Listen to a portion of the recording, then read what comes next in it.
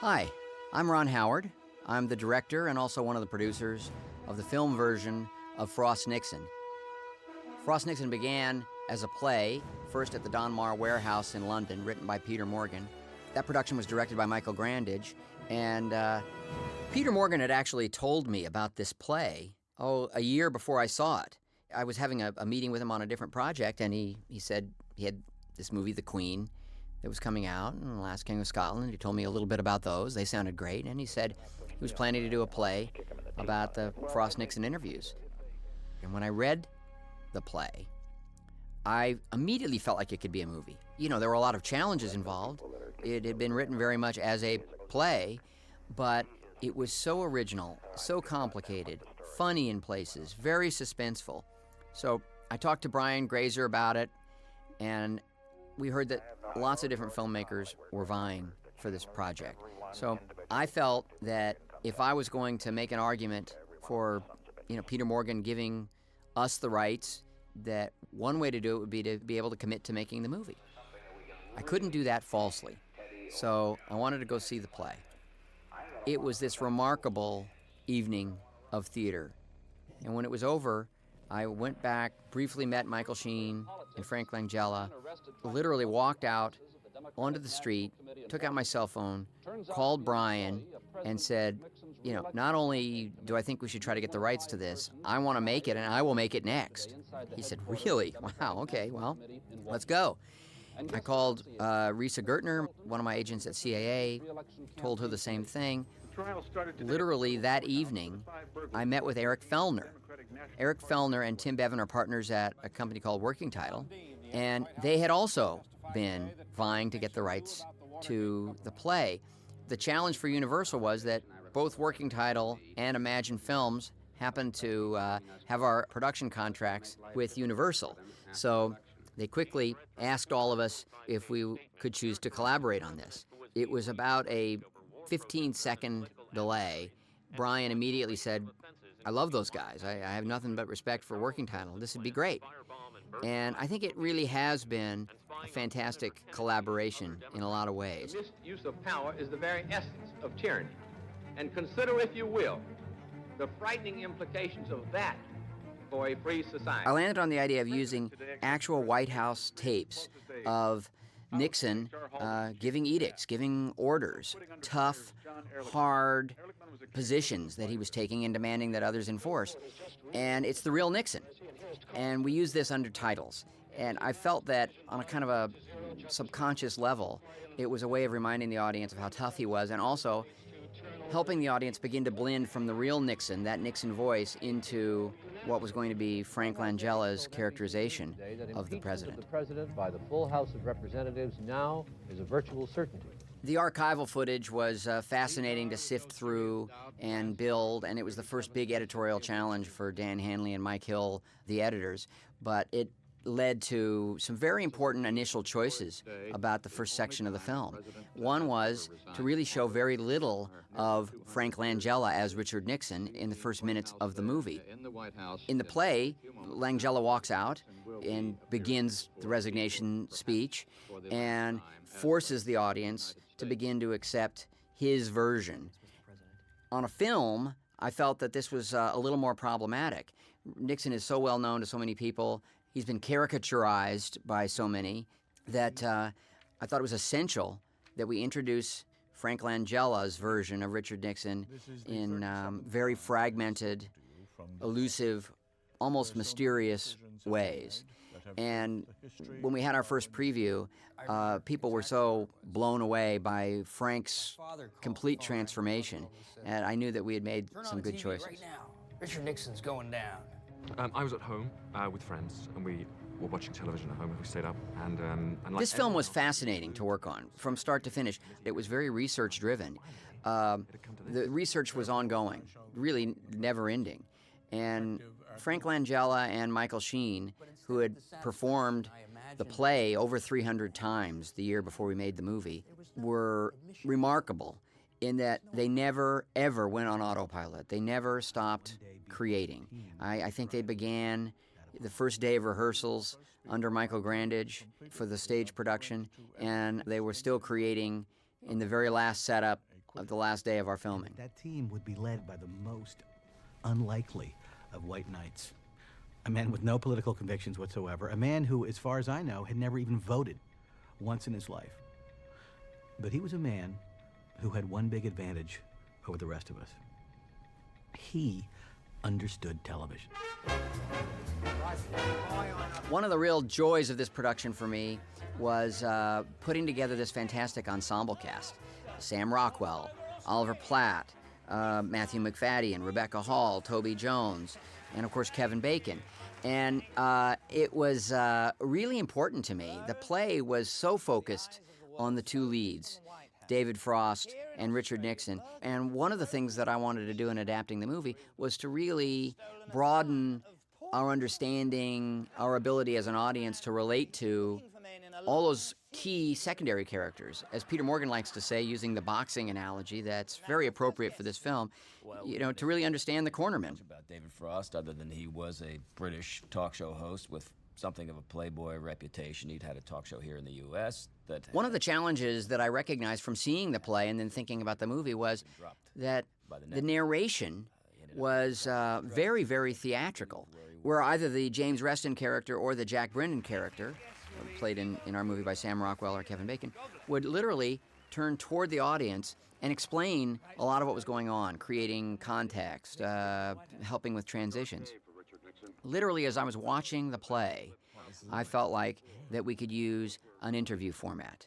And I mentioned it to Peter Morgan, that we create the sense that somebody's making a kind of a documentary or something about the event 5 or 6 years later, and we can use the best of the narration that way.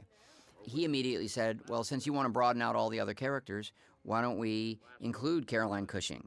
Why don't we include Bob Zelnick and John Bird? And I thought it was a terrific idea.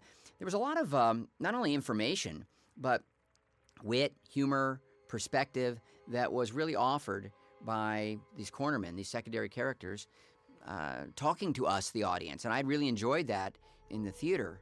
And I wanted film audiences to also benefit from that idea.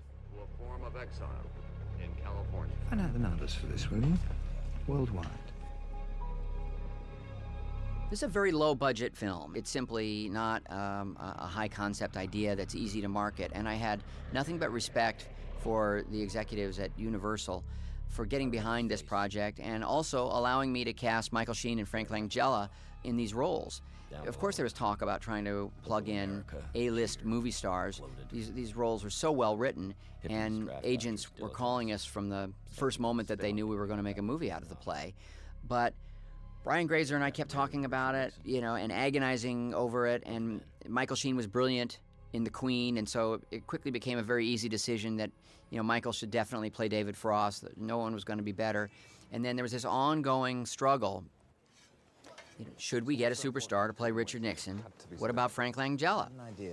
And I know from seeing his first performance and then seeing the play several other times that he was remarkable. Even though he looks nothing like Richard Nixon, sounds nothing like Richard Nixon in life, he in no way is doing any kind of an impersonation, and yet he somehow creates a bridge between his understanding of the sort of soul of this man and what really made him tick and the audience. More and more I wanted to take advantage of that, and I was struggling with it, and one day I was talking to Brian Grazer, and we were kicking it around in his office, and he finally said, I think you're taking on this project because it has substance, it has integrity. I think you should respect the integrity of the piece. And I think the choice that carries the most integrity with it is Frank Langella, isn't it? If you agree with that, Ron, then that's who you should cast. And I did. And that day, we were able to make the decision, and I was able to call Frank Langella and let him know that he had the part. Okay, so what kind of interview? A full, extensive look. In the role of David Frost, Peter Morgan had a very unique relationship with Michael Sheen. He'd worked with him twice and written for him twice. A television production called The Deal, and then The Queen. Peter had so much confidence in Michael Sheen, and while he didn't make the casting of Michael a deal point, he was a huge advocate. Brian and I started to create a casting list, and then I actually saw The Queen. Then I saw a film that my brother Clint had been in called The Music Within that Michael Sheen had starred in. And all three were such remarkable performances that there was just no question in my mind. Everything that Peter Morgan had said about Michael was true. Gracious, funny, wonderful guy to work with, intelligent, boundlessly creative. Who was the new president and who was desperate to move the agenda on from Watergate, gave Nixon a full, free, and absolute pardon. Now, therefore, I, Gerald R. Ford, President of the United States, have granted, and by the... You know, Frank is a very gifted actor. He's had a remarkable career. He was almost a major movie star in his early 30s. It didn't quite click for him, although he'd been in 12 Chairs, he'd been in Dracula, both on Broadway and then on screen. He almost became a sex symbol, but it didn't quite happen for Frank for some reason. He then has evolved into this remarkable, charismatic character actor, and he's done, you know, great work year in and year out. He's almost dominant in the theater scene, where he's been nominated for, I think, 5 Tonys and won 3 of them. But you know, he was always a long shot in the studio's mind to actually play the role. However, he was always on my list. One of the reasons that I committed in that very first day, that hour after I'd seen the play, was that I knew that I could make a very strong movie with Frank Langella and Michael Sheen in these roles. So casting was not going to be an issue for me, although I was going to keep an open mind and explore all the options. And there were many options.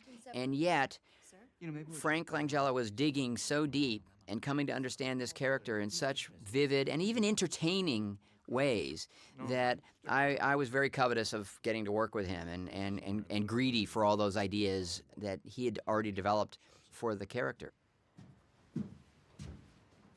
Mr. President? In doing research, it was important to visit the Nixon Library and also the Real Casa Pacifica. At the Nixon Library, we found the helicopter that Nixon himself had actually left the White House lawn in on that day that he'd resigned. Well, it was great to look at, but Todd Hollowell, the line producer, and I, knowing that we had to really count our pennies on this production, started wondering if we could possibly film there. We started talking to the folks at the Nixon Library, not so certain how cooperative they would want to be about this project. What was really interesting was that they felt that Peter Morgan's treatment was extremely fair and honest and honorable. And they gave us permission to actually shoot the helicopter. And so as Frank Langella, as Richard Nixon, steps up and gives the victory sign and disappears into the helicopter, that's the step that the president had been standing on. Once we had permission to shoot at the Nixon Library, then there was the question of Nixon's home, Casa Pacifica, not too far from the Nixon Library. We had been given a tour, which is kind of an unusual thing. It's a private residence. But the owner is on the board of the Nixon Library. And the people from the library said, well, if you want to approach him, we'll do it for you. And we'll also let him know that we've approved you. Well, we waited with bated breath. Eventually, he said, I can't let you film for the 5 days you're requesting, but I can give you these 3 days. And we grabbed them. Not only was it extremely helpful for us from a production standpoint, but I knew it would just inject a feeling of authenticity into everything that we were doing, knowing that we were going to be filming there. It was an absolute highlight, and it was kind of an eerie moment, almost a Twilight Zone moment, to know that Nixon, Kissinger, Brezhnev, history had been made in that house. True. Could probably get more money. Really? Look, we'll always have $350 on the table from CBS. But if I could get Frost to pay more and secure better terms, it might be a shame to pass. Be interesting to know where he is right now. We tied him to railway tracks and he escaped. A lot of people talk about trying to open up a play. How do you do it? Well, one of the keys here was David Frost's jet-setting lifestyle. I mean, he was really remarkable. He was on airplanes many times a week, doing his television show in London, in Sydney, Australia, and in New York. He practically lived on the Concorde, which was the supersonic plane that used to go back and forth at that point between New York and London and Paris. Simply by following David Frost around on his professional adventures, that was going to open the movie up. Of course, we didn't have the budget to go to these places, so things like establishing shots of London are literally digital still photographs that we put a camera move in. And I have to admit that the Sydney Opera House, that scene was shot at Marina del Rey in Los Angeles, and the magic of digital effects helped us make you believe that you were seeing David Frost there in Sydney. No, not at all. I'm calling with regard to your request for an interview, and to say, having considered it, my client is not necessarily opposed to the idea. Really? Well, that's terrific news. I got $500,000. Everyone working on this film, frankly, made it a labor of love. People in every department reduced their fees. These are a lot of the same people, many of the same people that I work with on movies like Da Vinci Code or How the Grinch Stole Christmas, or big movies that cost over $100 million. Here, we had a fraction of that, and everyone understood and yet loved this story and wanted to be a part of it. And in the same way that we were able to put together this remarkable cast of people who were really willing to cut their prices in order to work with this great material, everyone just loved the story. And so this is one of those instances where you really can say it's a true labor of love. We were scheduled for 40 days of filming, and we were all very proud when we wrapped at the end of our 38th day. A lot of that had to do with the fact that Michael Sheen and Frank Langella were just so remarkable in the grasp of their characters. And while there was a lot of experimentation, even some improvisation going on, even with those characters, they never dropped a line. In fact, when the film was over, I was talking to our sound mixer, Peter Devlin, and I said, thinking back, Peter, how many times do you think Michael Sheen or Frank Langella actually blew a line and blew a take? It's indescribable. And he had the same number in mind that I did. One each. Well, when you have actors with these complex scenes, these dangerously difficult characters to try to bring to the screen, working at that level of professionalism, you can just imagine what it does for everyone around the production. I mean, not only did the other actors not want to blow their lines, but everyone was ready to go with their track shoes on every day. We were making 25, 30, 35 setups a day, and yet I never, ever felt a single dramatic moment was compromised. That is what makes me nervous. And you do nervous so beautifully, John. Hello, good evening, and welcome. I don't actually say that. Hello, Mr. Frost.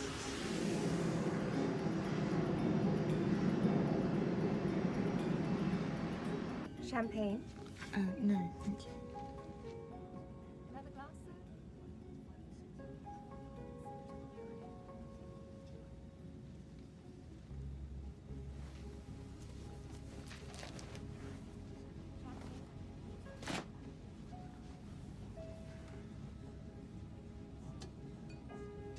I interviewed almost everyone involved in the interviews who was willing to talk to us, and one of them was Caroline Cushing, who Rebecca Hall plays, and very remarkable woman, still stunningly beautiful and extremely well-regarded, actually moved to Los Angeles after the Frost-Nixon interviews and never really left. What's your name? Her character really grew in the movie from what it had been in the play, where she'd appeared in a couple of key scenes. But I discovered that while she wasn't a part of the journalistic research team, she certainly was on the squad. She was there supporting David, she was interacting with everyone involved in the interviews, and was a figure that everyone remembered. In fact, when you would go back and interview any of the men who had been around the interviews on either side, either the David Frost research team or the Richard Nixon research team, eventually they'd say, "Did you meet with Caroline?" How kind. And suddenly they were like guys in the 8th grade. And we'd say, "Yeah, we did meet with Caroline." They'd just say, "How did she look?" And we'd say, she's still very beautiful. And they would just nod their heads. So obviously she'd made quite an impression. Very bright woman, very beautiful woman, and she was very helpful because she was the one character that would offer us deeper insight into David Frost, the emotional journey that he was going through. Let's talk about you a little bit. Of course, you feel more comfortable asking questions. How right you are. This is your captain speaking. You may have noticed we've begun our final descent into Los Angeles. If you could please return to your seats and fasten your seatbelts, we'll be landing very shortly. Thank you. So how about you? Sir David Frost, who I had a chance to meet with a number of times and talk to, is an indomitable figure. I don't think that failure is an option, to borrow a line from an earlier movie of mine. He's unstoppable. To this day, a remarkable figure, and yet not the kind of person that is going to delve psychologically into, his own sense of his life's journey. He'll try to draw that out of people when he's interviewing them, but fairly guarded himself. This scene between Rebecca Hall and Michael Sheen, Caroline and David Frost, is important in that it begins to expose that, and it also establishes the Caroline Cushing character as the one who's going to give us some insight into David Frost. Later on in the movie, in a very dramatic, important turn in the story, it turns that Richard Nixon is far more insightful about David Frost than one would have expected. Of course, what I didn't know was that in the meantime, he'd gone to all the major networks to try and get interest in the interviews. I'm sorry, David, but we have a policy of not paying for a news interview. Look, what David Frost accomplished was not only an important piece of journalism, but it was great television. This is something that's acknowledged in the play, but not really dramatized. These interviews happened in 1977. I was already producing and directing television at that time. I was still working on Happy Days. And I remember not knowing much about David Frost, but thinking that this project that he pulled together was a true entrepreneurial feat. It was great television producing. He was turned down by every network. And Peter Morgan and I kept talking about this, and I kept saying, this is very interesting. He basically created a fourth network to broadcast these interviews. We have to get this into the movie. Well, it got written into the first draft, but we had to make some budget cuts, and so we dropped those scenes. These scenes where David Frost went and actually pitched to the network and was rejected by all three major networks. And with 2 days left of filming, Peter Morgan came back, and I was showing him some of our edited footage, and we were talking about it, and he said, I think we've made a horrible mistake. I think you were right, and we need the context of seeing David failing with the networks. And I said, well, we've only got 2 days left to shoot. And he said, well, you're 2 days ahead of schedule. I said, well, yeah, but we don't have any sets. And he said, well, I think it's worth doing if you can possibly do it. So Todd Hollowell and I went and met with Michael Kornblith, our production designer, who was exhausted at this point. We're at the end of a very tight schedule with lots and lots of different locations. He has to get them all to be period correct. And I said, we need 3 network sets. Well, he laughed. It was like one of those kind of maniacal cartoon laughs, like, ha, ha, ha, ha. But I said, well, look, I'll do it tight. I'll play it in close-ups. It would be great if we could pull something like this off. He came back an hour and a half later with some photos, and he literally put up 3 sets in a row at the Shrine Auditorium at USC, where we were going to wind up on our last day of filming doing some of the interview subjects. And he said, I think I can put these flats up and I can get these backdrops, and if you only shoot this wall and don't shoot that wall, I think we could pull it off. And it was fantastic. It was almost like we were doing live television. We had these 3 network sets lined up, but now we needed network executives. Well, for some reason, it turned out that I had cast a lot of veterans of Apollo 13 to be in the movie. Not only Kevin Bacon, of course, in a key role, but Andy Milder, who'd been a mission controller, was playing Frank Gannon. Jim Meskimen, who'd also been a mission controller, was playing Ray Price. Jeffrey Blake was playing the director of the interviews. My brother Clint was playing Lloyd, the floor director. And Jim Ritz, who was the guy who put the scrubber together, he was playing a reporter out on the steps trying to get interviews with Richard Nixon and David Frost. Ned Vaughn plays the head of the Secret Service. So I went to Jane Jenkins, our casting director, and I said, well, let's just think about some of the Apollo 13 guys. And she started making a few calls. And literally the night before we filmed, she got Googie Gress, Mark McClure, and Joe Spano to come in and each play the network executives. And there was something written, yes, but I wanted to go a little further. And basically, Michael Sheen and Googie, Mark, and Joe improvised their scenes, and it became a very entertaining, very important, I think, little sequence in understanding what David Frost, in fact, was facing, the mountain he was climbing. So later, when he's confronting Richard Nixon and writing a check for $200,000, we know that that check is coming out of his pocket, and he does not have the kind of network support that he needs to guarantee that the production will even happen. I thought it was very important to create that pressure, add that pressure to the first half of this movie. Not only was it true to sort of celebrate what David Frost had achieved, but I also thought it would lend even more drama, and again, another opportunity to make the film more visual and even more active.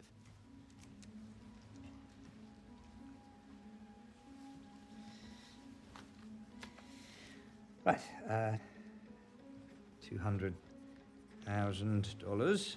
I do hope that isn't coming out of your own pocket. Well, believe me, sir, I wish my pockets were that deep. Made out in the name of? Irving Paul Lazar. Richard Nixon.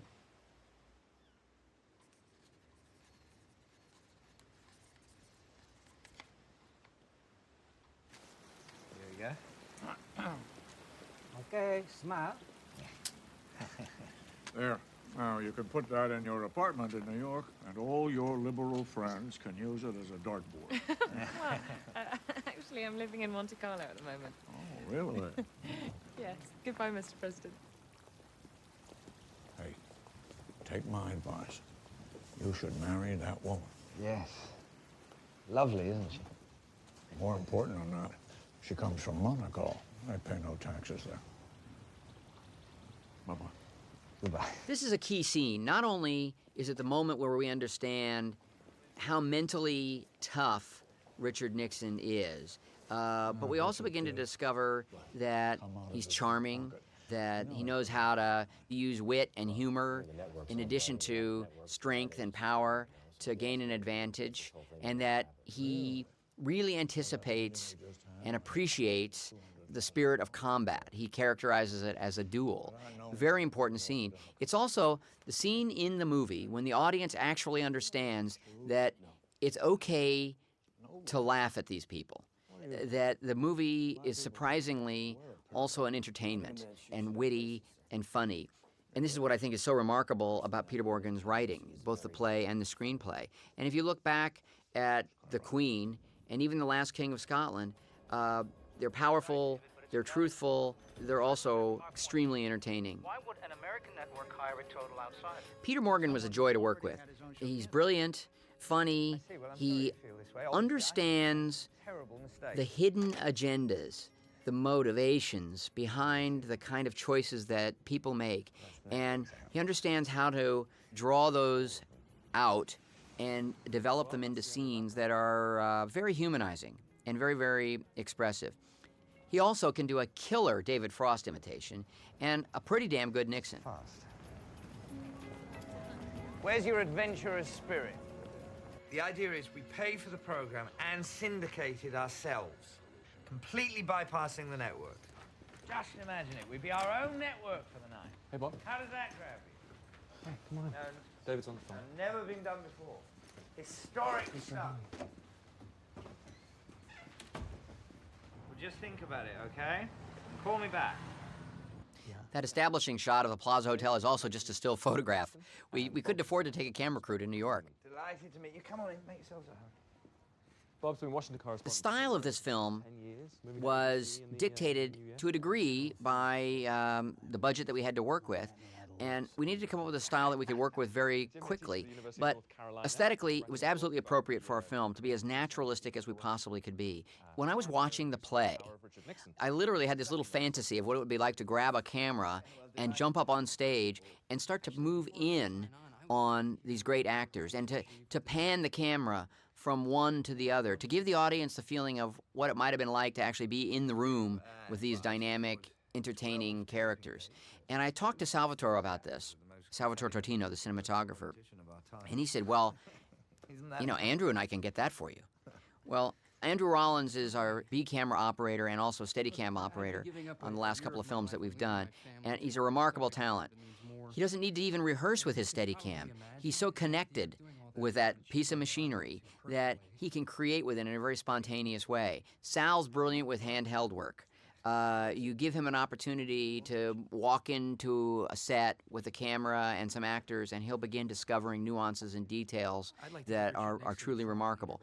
I was very excited about this prospect, and we began discussing the notion of not rehearsing too much. In fact, we decided not to rehearse at all. And there was a sort of a method to this madness. One was to give the camera operators, Sal and Andrew, a chance to discover what was going on with these scenes and give it not a faux documentary style, but something that was very spontaneous and organic, almost as though the performances, the nuances were being discovered by the camera operators for the audience. The actors loved it. It was unbelievably freeing. But it also meant that we walked into the set and just started shooting. Directorially, I'd never worked this way. It was a real challenge. Normally I have rigid shot lists, and I still had those lists, pieces that I knew we would need in the editing room, moments where I wanted the camera to connect two characters in a particular way with a move or a composition. So what I had to do is sit by the monitors, watch what was sort of spontaneously being captured by Salvatore and Andrew, and then reference back to my notes and make sure that we were building the pieces that I also knew that Dan Hanley, Mike Hill, and I were going to need in the editing room later. It was exhilarating, and the actors were very much up to this challenge. Could you give us a couple of minutes?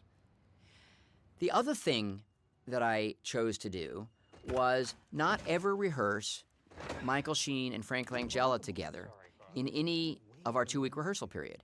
I used that time instead to really understand what it was that they had come to know about each of their characters through having done the play. We talked through the adaptation. I began to explore and establish a communication in relation to what it was I was looking for in the film. And it was really exhilarating. I did do some rehearsal between the team members. This scene at the Plaza Hotel was one of a handful of scenes that we did rehearse very carefully. Partly, that was to allow Matthew McFadden, Kevin Bacon, Oliver Platt to catch up to Michael Sheen and for them to gain some comfort. We did the same thing with Frank and the Nixon team, but I never ever rehearsed Michael Sheen and Frank Langella together, not even when we were filming. It was always a case of setting up the cameras, talking through what the staging might be, and then rolling film. It was very exciting work, but its own kind of high-wire act.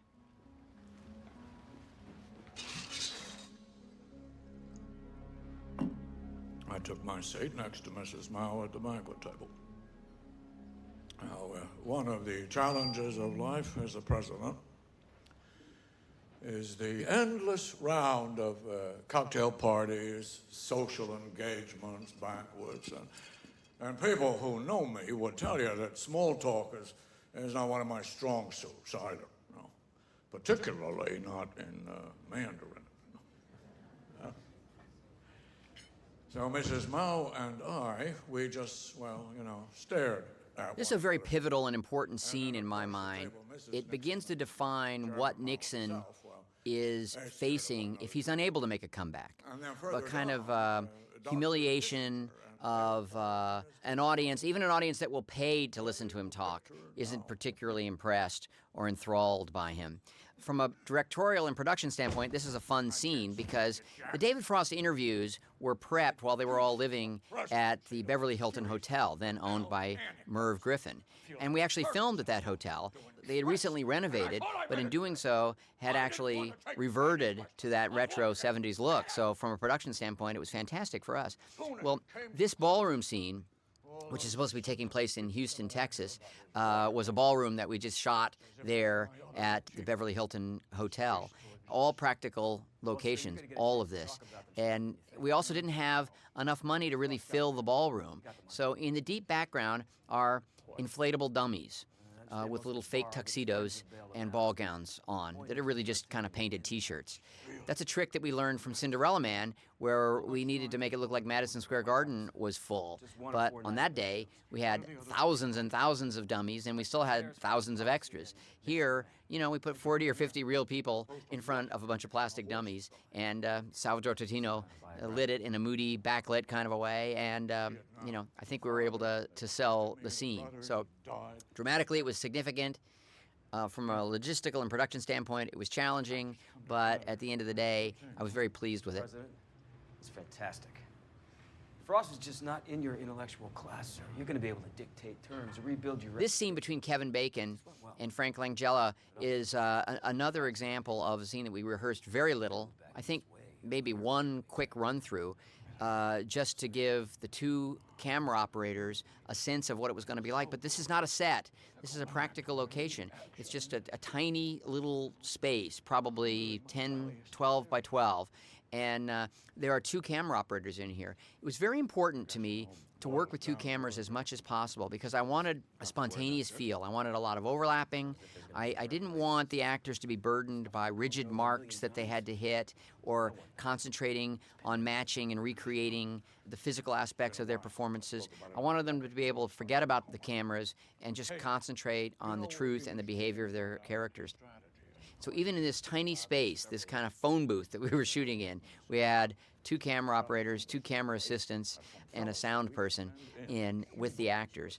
It was a really powerful afternoon of filming.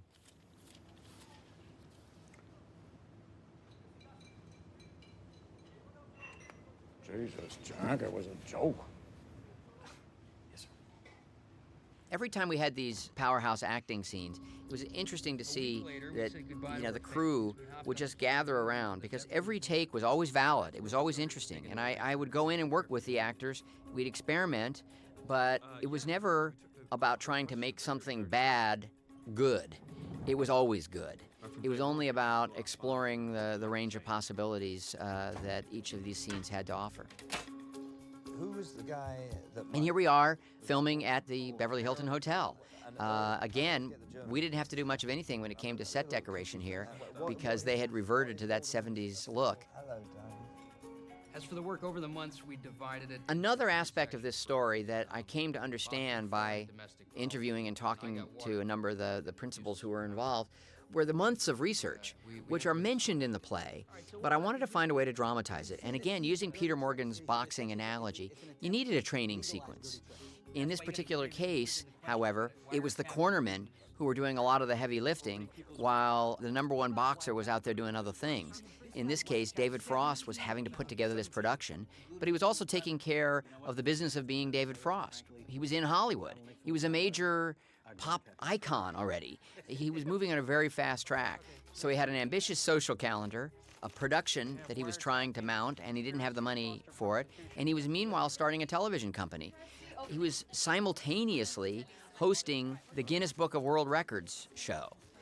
And he was also in post-production on a movie that he was an executive producer on, The Slipper and the Rose, a musical version of the Cinderella story. So he was spinning a lot of entrepreneurial plates. This research period, however, was scripted to be primarily visual.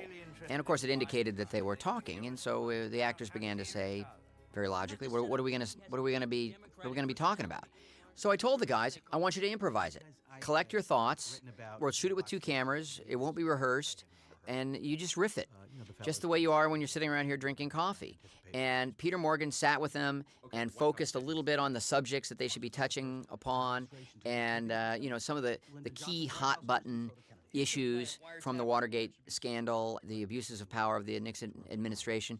And what it yielded was so funny, so witty, so relevant, and so interesting that whereas I had imagined we might occasionally just dial one or two, you know, key provocative words up through the music and the narration, instead, basically we just played the scenes out. I had intended it to be 35 or 40 seconds, and it's a real indication of how much research these guys did and how much they threw themselves into their roles. Screwed anything that moved and everything. Had a go at checkers once. The poor little bitch was never the same. So David Frost and the team lived at the Beverly Hilton Hotel and met in a suite at the Beverly Hilton Hotel for several months preparing for the interviews, and then as they actually produced the interviews. And we had pages and pages of dialogue that we were going to have to shoot. We couldn't do all of that at the Beverly Hilton Hotel. We just couldn't keep getting the equipment up and down the elevators. We couldn't, frankly, afford to rent the suite for that long. But when we were filming, we had gone up and actually visited the real suite that David Frost had lived in and that they had worked in. And I had this idea. When you step out on the balcony, the view really hasn't changed very much from 1977. There are no telltale signs of new building complexes. You can't really see the cars from up here.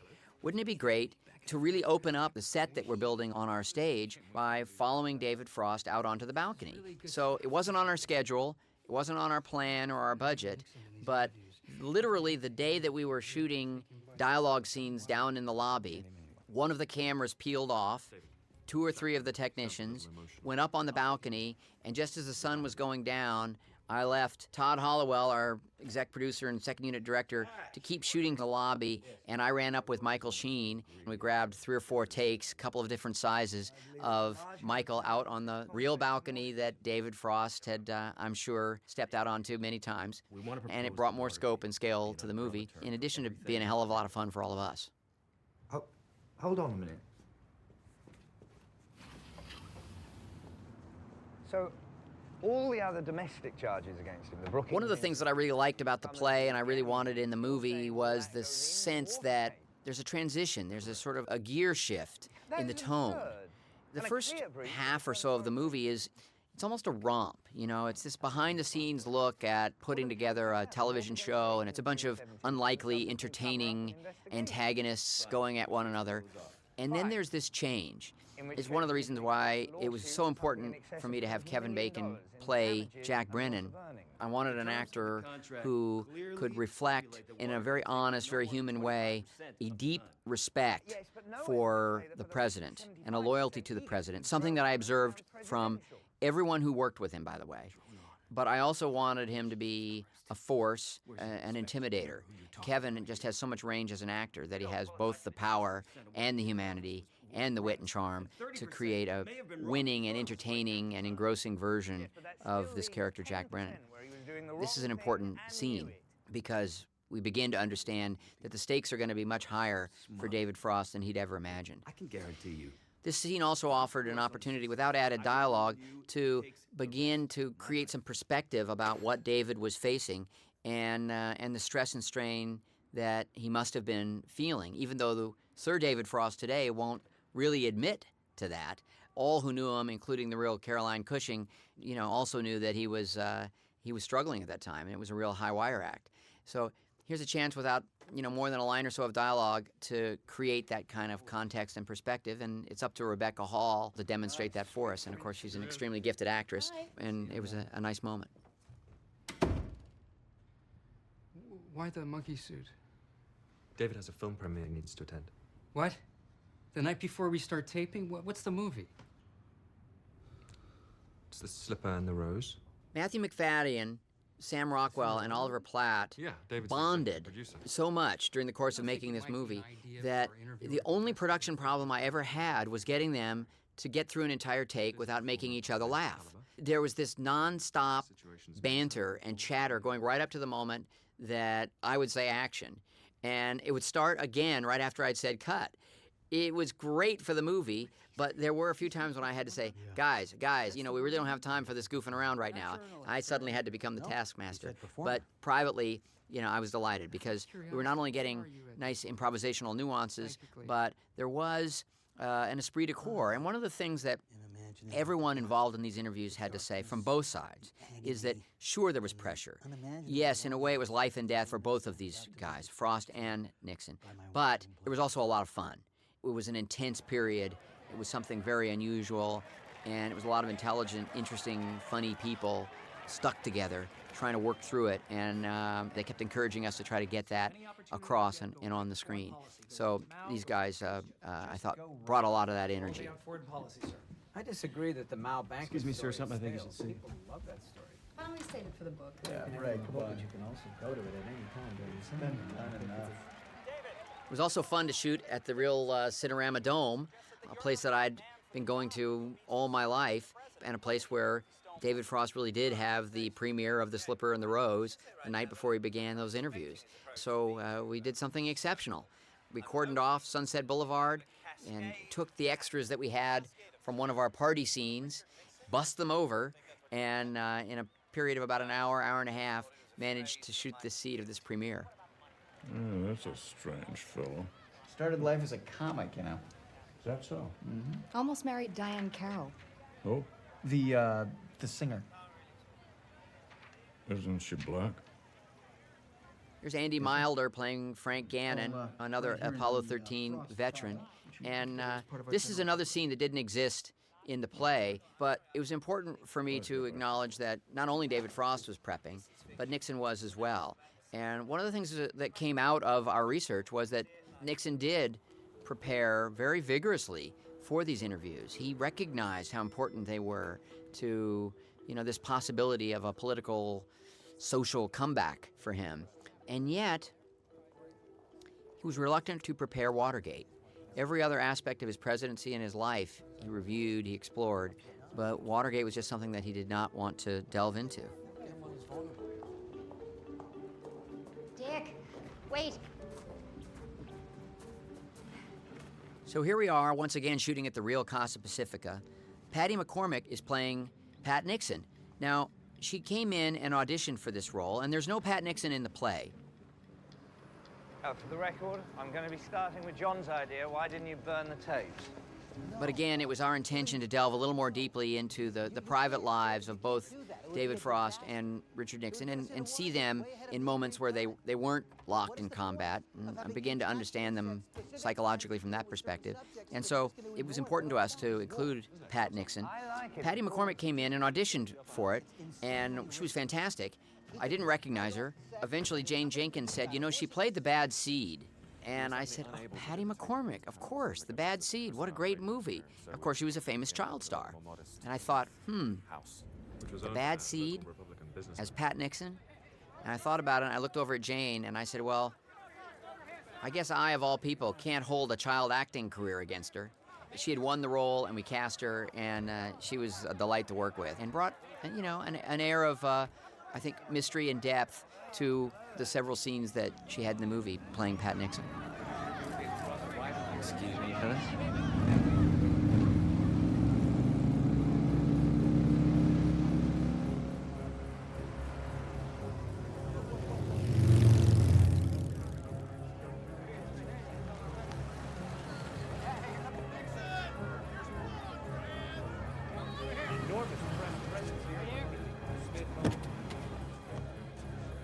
This was a very hectic couple of days of shooting. Again, on our tight schedule, we had to shoot all the entrances and exits and a couple of important dialogue scenes in this practical location where the real interviews took place. Smith family requested that the furniture be put back in place. They talked to you about that too? There, my brother Clint makes his entrance into the movie. I was really thrilled to have Clint working in the film. He's not a good luck charm. My wife Cheryl is the good luck charm. She's been in every film that I've ever done going back to the Super 8 days. But I love working with my brother and my father as well. My father's actually in this movie very, very briefly in the beginning. He plays Ollie, the photographer, and he had more to do, but much of it hit the cutting room floor. Boy, that is a painful conversation to have with your father. He's an old hand and a real veteran, and makes it very easy. He's very understanding. And Jim Reston, one of my researchers. Ah, pleasure to meet you, Mr. Reston. Michael Kornblith recreated the Smith house, the layout of the actual house where the interviews had taken place. And we wound up filming 3 days on a tiny stage in Culver City. That was our home for these intense interviews. I got you guys set up back here. Now, in many ways, I discovered that there were some real similarities between the structure and the feel of Frost-Nixon and Apollo 13. Now, you wouldn't initially make that connection, but In both movies, you first come to know these characters, their hopes, their dreams, what it is they're aspiring to gain through a particular event or an adventure. And then you experience that adventure with them. And here, just as with Apollo 13, at about the halfway point, the adventure begins. What we've been anticipating happens. And it's the misadventures, the twists and turns, and watching the characters that we've come to know cope with those changes and those challenges that really creates the suspense and the drama in the second half of both of these films. In Apollo 13, it's the launch, and in Frost Nixon, it's the first interview. I didn't realize we were making Ben-Hur. But tell me something. You raised it all now. Not quite, but we're getting there. Everyone's been kind and deferred fees. Well, not quite everyone. Yeah. David, I'm going to be with you. Excuse me. I want to put a handkerchief here, if I may. Is that out of shot? Oh, that's fine, Mr. President. Contractually, I think that we made an agreement. It was very important to me to try to remind the audience that this is a movie about putting on a big TV show. Which you won't show. In the play, Michael Grandage did something ingenious. Over the heads of all the actors are these banks of television monitors. Often there's nothing on the screen. Sometimes they'd flash images of, London or Beverly Hills or the Vietnam War. And finally, the monitors would actually get shots of Frost and Nixon going through the interviews. It was vivid, it was original, and it never let you forget the fact that this was a television show as much as it was any sort of journalistic undertaking. I didn't have the advantage of that kind of theatrical device, but I did have the cameras, and I had the set, and it created a kind of a boxing ring. It really caged in, our protagonist and our antagonist here. And I decided directorially to be very selective about when you could see the cameras in the background of the angles of the actors and when you couldn't. In this instance, the camera is positioned so that when you see Richard Nixon or you see David Frost, you also see a television camera behind them. As the interviews begin to evolve, I would move the camera to the other side, and we would begin to experience them as the way television audiences did, or the way one might have if they'd been standing in the room. And it was important to me to use the television monitors and the cameras as a way of reminding the audience of the artifice of this and the arena that they were performing in. And the sort of paradox that for each of these guys, it was also something personal and real and crucial. By asking you one question more than any other, almost every American and people all over the world want me to ask. Why didn't you burn the tapes? Son of a bitch. Well, Mr. Frost, I'm surprised by your question. Since we have an agreement, a contractual agreement, I believe, we would cover Watergate in our last taping session. The reaction shots were crucial to me from a filmic level, from a directorial standpoint. But if your Peter Morgan had taken the transcripts of the interviews, distilled them, focused them, edited them, and built them into these remarkable scenes. They'd worked brilliantly on stage. I knew they'd be powerful in our movie as well. But one of the things that I learned doing my own boxing movie, Cinderella Man, was how significant it was to cut to the cornerman. That in the flurry of activity in the ring, it was crucial to understand what it was the cornerman felt. If they were excited, you as an audience could be excited. If they were terrified, you would feel that kind of suspense. I felt that it might be difficult for an audience to constantly track the ups and downs of these interviews or relate to figures as iconic and specific as President Nixon or David Frost. I felt that it would be easy to relate to characters like Kevin Bacon's character Jack Brennan or Sam Rockwell and Oliver Platt. So those cutaways to the monitor rooms, which is the way the interviews were set up in reality, were, I thought, very important from a storytelling standpoint. Some of those reactions were written, but again, I felt it was an acting opportunity for our secondary characters, and we shot for almost a day in each of these rooms, going through all the interviews. It was the very last thing that we actually filmed, so I took edited versions of the interviews that we'd already filmed, Frank and Michael going through everything, and literally filmed our supporting actors watching those. Anything they wanted to say, anything they wanted to try, it was wide open to them. Many of the most powerful reactions were those that they created spontaneously while watching these performances that Frank and Michael created for the very first time themselves. There goes the presidency. And of course, you know, being Al, he tried to talk me out of it. And Vice President Ford, I mean, let's not forget, he had the most to gain personally. From my stepping down, he was still absolutely convinced that we were going to win the impeachment vote. John, we have to do something. We have to move this along. This is desperate, John. Do something. 23 minutes on one question? Okay, let's take a break. Let's change the tape. Stop tape. I'm sorry, gentlemen. We have to take a break. Tape change. Oh, okay. How's that? You getting what you need? Oh, it's fantastic. Good, good. Excuse me, one moment. Yeah, sure, take your time.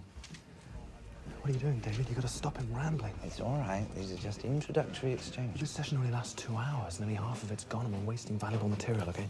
The moment that he made the decision to resign, we should be scoring points with us. Right, you want me to switch to Vietnam? No, we've got to get something out of that resignation night. All right, that was Nixon at his lowest point, total wreck. On his knees, praying with Kissinger. Come on, you can nail him with that stuff. Listen, is that okay? Perfect, sir. It didn't sound too arrogant or self-serving. Oh, not at all. You sounded controlled, even-handed, statesman-like. Oh, good. I'll continue exactly the same way. Long answers control the space. Don't let him in. Okay, gotcha. Set? The psychology of these interviews was something that was very interesting for me to work with. I spent a lot of time talking to Sal Totino about it, and it was, again, our opportunity to do something immediate and very specific. And unlike what you could offer a theatrical audience who are experiencing the play, that's always a kind of a formal presentation. I felt by taking handheld cameras and pressing in on the characters, catching nuances, like, you know, a hand on a glass in slow motion as David Frost anxiously lifts it, prepares for the next phase of this interview.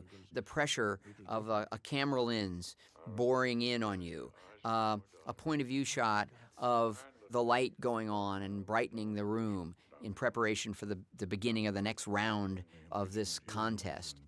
These details were graphic, visual, and psychologically, I thought, revealing. And it was fun to take something as basic as this living room, these 3 television cameras and a couple of movie lights and some TV monitors, and try to be as vivid, as visual, and as specific as possible to help understand the psychology of each of these men as these interviews unfolded. Kissinger and I were in the Lincoln sitting room, and together we began to reminisce about some of the... In the play, there was this great moment where there was a brief blackout, and then when the lights came back up, you saw David Frost just slumped, just beaten down by Nixon droning on and completely controlling the interview. And these were moments that were brilliantly conceived by Michael Grandage in the play, and I wanted to somehow utilize that discovery that they'd made in doing the play, but I had to find a cinematic way, a movie version. And so in this particular case, it was to bring the camera from Nixon across the black and white monitor of Nixon going on, and then discover David Frost slumped there. And I was very proud when I screened it at the first preview because it got a similar kind of reaction, a nice laugh, the way it always had in the play. And then after a few moments, we both got up again, and Henry said, Mr. President... Is there a problem? That's time. We're over 2 hours. Really? So soon? Well, Mr. President, I gather... While we were constantly exploring everything that Michael Sheen had discovered about David Frost and that Frank Langella had discovered about Richard Nixon, and that the entire cast had learned about the subject of these interviews to go even beyond the play and what the play had offered.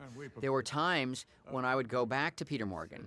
I would go to Michael or Frank and say, just how did that moment work in the play? Because I remember being really captivated by that, or I remember laughing at that, or finding myself, really on the edge of my seat in that moment. What did you do there? And they would rewind from the movie version and go back, and we'd talk about the algebra of the makeup of those moments that had been so effective during the play. So I really tried to draw on both. What are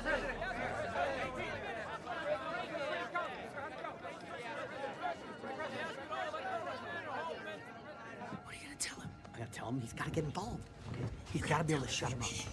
David, we have some fundamental problems in our approach that I think we Look, need don't to worry, discuss. Bob. Don't worry, I'm on it. We can use some of the Kissinger Yeah, stuff. but we need to discuss it sooner Look, rather than I'm later, I think. disappointed too, but I want... Peter Morgan discovered in his first wave of research when he was preparing to write the play, and I discovered as we went through and interviewed those individuals again, and Peter and I together had a chance to do more research, go to the Nixon Library, spend time with others who he hadn't had a chance to talk to prior to writing the play for the movie adaptation.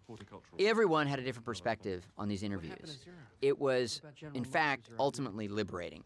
You would talk to Bob Zelnick, you'd get one perspective. You talk to Caroline Cushing, you'd get another. You talk to David Frost, one thing.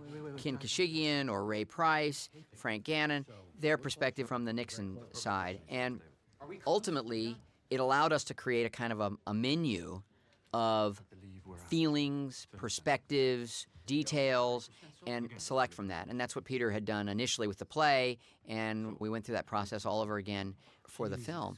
But one of the important narrative constructs of the whole piece is how desperately terrified Jim Reston was about David Frost's ability to actually get anything out of Nixon. As the interviews unfolded, all his trepidations in his mind were turning out to be a reality. So he's in it for a lot more than just his reputation. He felt like that they were all going to be humiliated. I think Zelnick shared some of this anxiety, and the real John Burt, I think, feared they might be right, but really was always a good friend of David's and a true believer in his ability to, at the end of the day, somehow prevail. So it was very important to get a sense of the pressure that all of these guys were feeling too. In fact, it was their careers at stake, as well as David Frost's. You're already in for more than I asked for, but I need you to dig a little deeper. I'm right up against it now. So, I had a chance to review yesterday's tapes. And? Honestly, far too soft, David. Go on, beat me, John. Beat me with a stick. No. No, I'm serious. You have got to make it more uncomfortable for him. You can start by sitting forward. You've got to attack more. If he starts tailing off, bang, jump in with another question. Don't trade generalizations. Be specific. And above all, don't let him give these self-serving 23-minute homilies. Right. And keep your distance before the tape starts running. He was toying with you yesterday. All that shit about Ben-Hur and struggling to raise the money. Those are mind games. Don't engage. Never forget, you are in there with a major operator. Got it.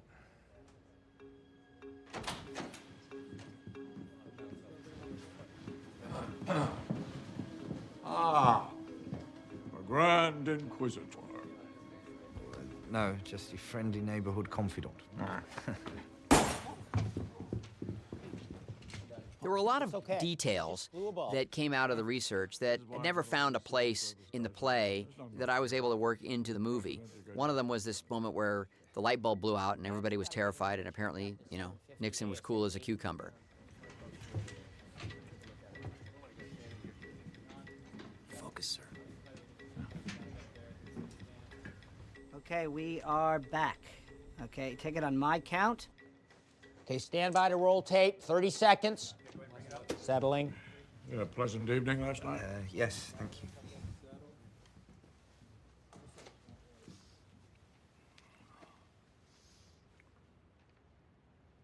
Did you do any fornicating? David, we're starting with camera 2 in 4, 3, 2, and... Mr. President, you came to office promising peace, but no sooner did you get into the White House than U.S. involvement in Vietnam deepened and the war was prolonged with calamitous consequences. Did you feel that you'd Again, with the interviews, I constantly shot with 2 cameras and sometimes 3 cameras. And I also knew that we were getting the video versions, and there would be times when I would play certain moments on the monitors if a particular performance lent itself to that. I had 2 camera operators, Robert Pastoriza and Louis Mejia, who had actually worked on EdTV, and they're real TV producers and TV news cameramen. It was fun to reunite with them. They'd done a lot of this kind of work for EdTV, and they understood how to sort of frame out the film camera and still try to get usable video that we could apply on screen. And it was a lot of fun to reconnect with Robert and Louis. You know what you believe in? It's the harder path. You might even say that I was the last casualty of the Vietnam War. Yeah, tell that to the paraplegics. Come on, David, Cambodia. And Cambodia, an invasion which everybody advised you against. All the CIA and Pentagon intelligence suggested it would fail, so why did you do it? Much of the movie had to be shot out of sequence, which of course is a disadvantage for actors. It means a great deal when you can shoot a film in sequence. I was able to do that with Beautiful Mind. As an actor, I'd first experienced that with American Graffiti. Usually it's a luxury that you can't afford, and we certainly couldn't in this case, except these interviews. And we filmed all of our exteriors and then wound up on these small stages in Culver City, focused entirely on shooting these interviews. Day after day, it was very grueling for the actors. It was unbelievably exhilarating for the crew and for me as a director. I don't think I've ever had that kind of intense 2.5, 3 consecutive weeks of just rich, performance-driven scenes, one right after another, to work on. It was really a pleasure. For somebody who fancies himself an actor's director, I was exhausted at the end of every day. I slept well.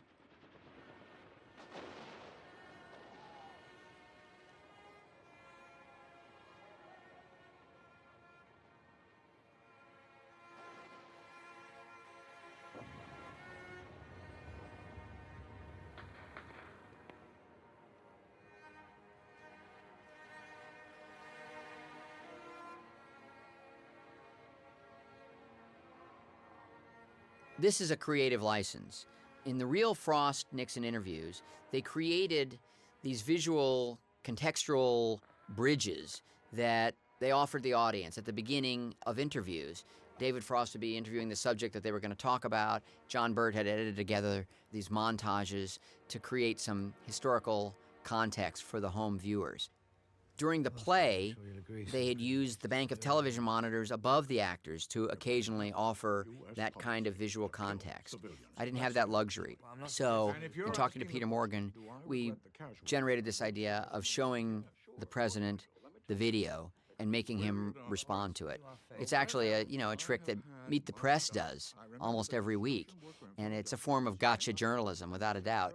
So that was creative license, but it certainly gave me an opportunity once again to either remind audiences who had lived through it or inform audiences who really didn't know very much about Vietnam, to be vivid, to be graphic, and understand what the Vietnam War had looked like and the controversy surrounding the strategies that had been applied to the war by the Nixon administration. It was horrifying. It was horrifying, and he was so confident.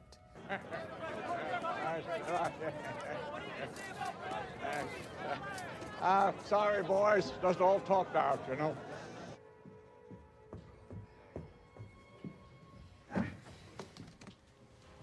Better? It was, unquestionably better.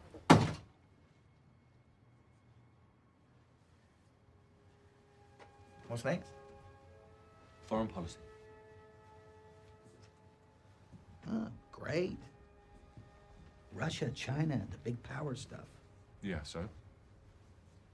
So if he beats him up like that on Vietnam, imagine what he's going to do with his real achievements. It ain't going to be pretty. The answer was grow by 6 inches. It was agony to watch. Now, that's when Khrushchev called me. begging me to intervene. You see, he and Mao didn't get along, and Khrushchev knew that the chairman would talk to me, no one else. You see, I was the only one that Mao would trust personally, man to man. When David tried to lay a finger on him, Nixon made mincemeat out of him. What revolution, David? You just let Richard Nixon claim the country was in a state of revolution? With protesters bombing and assaulting police officers? This is another scene, again, the actors had rehearsed, but visually, it was completely improvisational. 2 cameras working inside the garage, and the actors were in fantastic form. We were a little bit behind schedule. We had only a couple of hours to do this important scene, this pivotal scene, a scene that had been great in the play, but had been performed off just literally on one corner of the stage. And here, it was important to make it vivid. And there's, you know, a handheld camera operator literally walking backward through a doorway from the garage out into this little alley. We were dodging airplanes, the light was going down, conditions were miserable, and yet the actors were just perfectly dialed in, and it was one of my favorite scenes in the film. Anecdote that would distract the talk. A what? Go on. No, say it. What, you going to say talk show host? Yeah. Yeah, I was.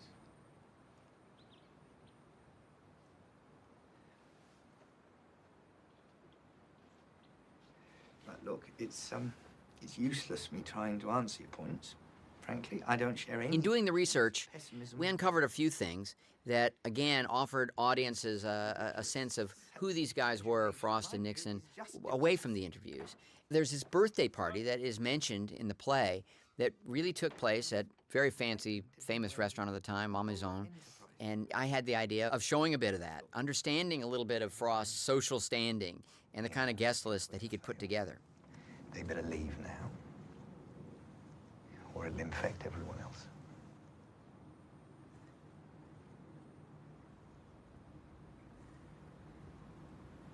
No one? Right. Good. Now, I suggest instead of festering around the hotel for the next 5 days, we all go our separate ways over Easter. But before we go, Caroline and I would like you to join us for a little celebratory dinner at Patrick Terrell's new place. Celebrate? Celebrate what, David? The fact that we're all going to be working at Burger King? What are we celebrating? It's my birthday, Bob.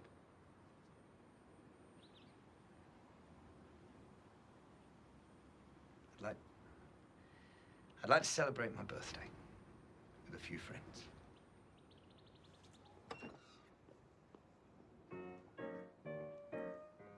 We also found out that Neil Diamond and Sammy Cahn had created this parody of the song Love and Marriage, and Neil Diamond had sung it while Sammy Cahn played the piano at David Frost's birthday party in the middle of all of this.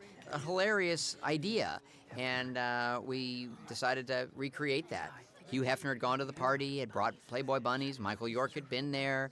It was an important moment, I thought dramatically interesting, to assume that while Frost was preoccupied with the possibility of failure and that he had to put on this buoyant, upbeat face for the Hollywood community. You wrote a book. Now here's the hook. David. He's not a crook. He's played by David. We also bumped into a piece of research. It was Richard Nixon on The Tonight Show, hosted by Jack Paar, in 1962, after he'd lost the California gubernatorial race. And he went on the Jack Paar show and played a classical piece that he had composed himself. There was a time in his life when Nixon had been, I think, forced by an aunt to very seriously study music. And he continued to play from time to time. Frank Gannon and a couple of others mentioned that occasionally he would play for his team, and everyone would dutifully gather around and listen to Nixon perform this piece. Well, he played it on Jack Paar. We asked the family if we could get the rights to Nixon's composition. We were very graciously given the rights. Frank Langella really raised an eyebrow when I told him we were going to film it and I wanted him to play it. He doesn't play the piano. He killed himself for 2 months to learn to play.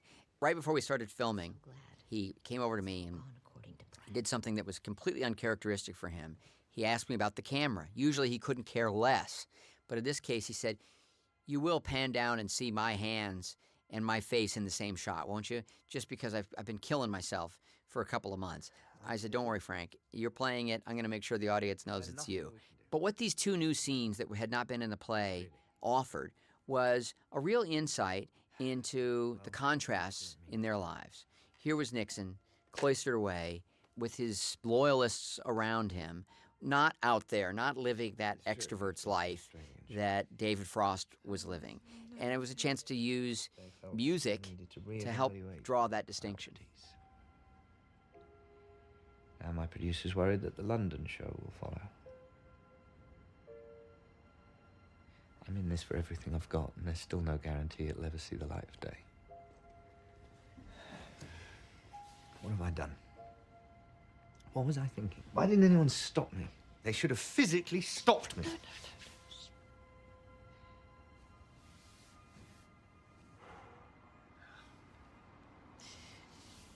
Look, we don't have to go out tonight. Why don't we stay in? Hmm?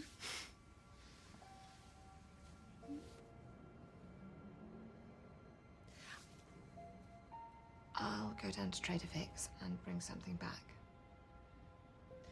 Steak or fish? David? Don't worry, I'll call from the restaurant. There's a great argument to be made for creative license, particularly when you're dealing with stories inspired by true events. This scene, written by Peter Morgan, is a perfect example of that kind of creative license utilized in a very important way. It was known that Richard Nixon, during that period of the Watergate scandal, had occasionally made midnight phone calls that he couldn't very well recall the following day. And the word went out within the administration that if the old man calls and says, "We're going in," please call Schlesinger or Kissinger or somebody. Don't take it at face value. So there was that understanding among the staffers. I used to love cheeseburgers, but Dr. Lundgren made me give them up. He switched me to cottage cheese and pineapple instead. He calls them my Hawaiian burgers. Richard Nixon did not call David Frost in the middle of the night right before the Watergate interviews. But here's what Peter Morgan learned, that Nixon was dreading the Watergate interviews, as you could imagine, that Richard Nixon had refused to prepare those the way he had prepared all the other subjects that were going to be addressed in the interviews. And there was a lot of interaction between Frost and Nixon, some of it very friendly, some of it a little bit tense, some of it rather challenging. Mostly, Peter Morgan was looking for an opportunity to dramatically draw the connection between these two characters, that they were far more similar than anyone would ever observe. And he did it by creating this powerhouse of a scene that in the play was a real bravura moment. It would often lead to applause. It was a showstopper. Dramatically, what it offered were these two actors an incredibly rich opportunity. However, night after night, they had performed this scene together, and I was frightened as a director that the scene would become stale if we shot it in the conventional way. One actor shoots his dialogue on one day, the other actor does the dialogue on the other day. Maybe his fellow actor comes in and reads off camera for him. That's generally the way phone call sequences are done. But there's a famous scene in Dog Day Afternoon that Sidney Lumet directed between Chris Sarandon and Al Pacino. They play lovers, and they have this very intense climactic phone conversation. I remember reading that Lumet had filmed them simultaneously with a camera on one set and another camera on the other set. I decided to do the same thing. The two sets, the hotel suite was on one stage, Nixon's library and study was on the other stage. I had two cameras on each stage, 4 monitors set up in the middle, and we filmed this scene all day long. Each and every time, they were talking to each other. Each and every time, whatever reaction they were experimenting with was captured on screen. And all I did was quietly keep changing the camera angles, the moves, the compositions, to try to keep building the tension in this scene. I wanted them to play it only a handful of times, but I wanted them to play it fully the way they had night after night on stage together as a team. And it was a pretty remarkable day for all of us. I'm sure that all of us behind the camera will never forget this day. The takes varied wildly. It was fascinating. The tone, the tempo, the rhythms, each and every one was completely valid, but unique. And it was a tremendous acting exercise, and I'll always remember it. If we reflect privately, just for a moment, if we allow ourselves a glimpse into that shadowy place we call our soul, isn't that why we're here now? The two of us, looking for a way back into the sun, into the limelight, back onto the winner's podium, because the staging was completely different than it had been in the play, where in fact both actors had faced the audience. And Frank had reached the point where he didn't have a phone as a prop. He literally stood with his hands in his pockets and went through the entire scene. I needed something more realistic than that. So, there was some time spent organizing the physical moves and the steps. And I needed to have a speakerphone, which is something that they didn't bother with in the play. They didn't need to. It was almost a dreamlike moment on stage. But what it led to was a kind of an eerie glow that I thought made Nixon all the more menacing and intriguing and created even a greater air of mystery. Salvatore did a fantastic job of lighting both of these sets. He was very bold in the kind of choices that he was making, but he lit them in a way that we would never have to relight anything. Once we began filming, we really just never stopped until we'd done all the angles and explored all the dramatic possibilities of the scene. Because the limelight can only shine on one of us. And for the other, it'll be a wilderness with nothing. And no one for company. But those voices ringing in our head.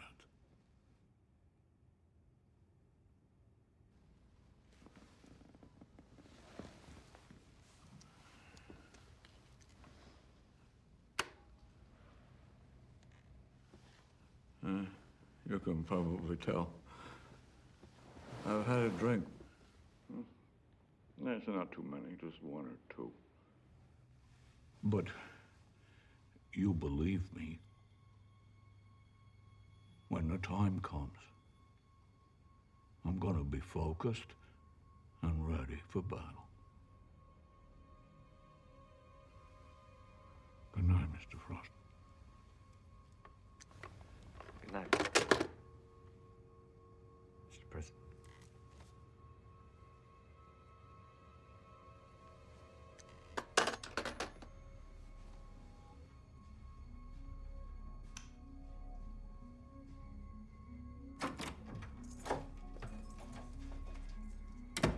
So, with or without cheese? I brought burgers. David? I've got to work. Remember I mentioned that I had used the real Nixon voice and the real White House tapes in the beginning of the movie under credits to sort of ease the audience into an understanding of Nixon, the crimes, and his personality. In this case, we took the actual transcripts from the White House tapes, but this time it's Frank's voice, Frank's version of Nixon. Interesting, no one's ever commented on it, that we began with the real Nixon on tape, and here at this climactic point we have Frank's Nixon on tape. That they are to look over all the activities of the Los Angeles Times, all online, and they are to send their teams in to see whether they are violating the Wetbacks Act. Is that clear? Yes, sir. You open that scan, there's a hell of a lot of things that we just feel that it would be very detrimental to have this thing go any further.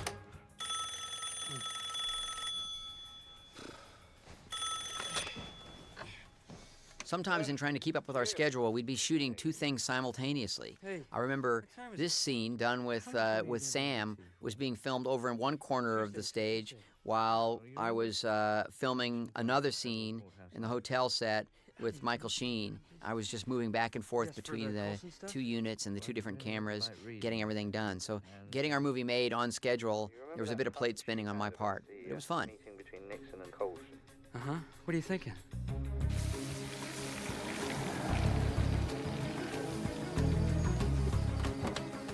Hans Zimmer's score was something that went through a real creative sort of metamorphosis. At the beginning, I planned very little underscore.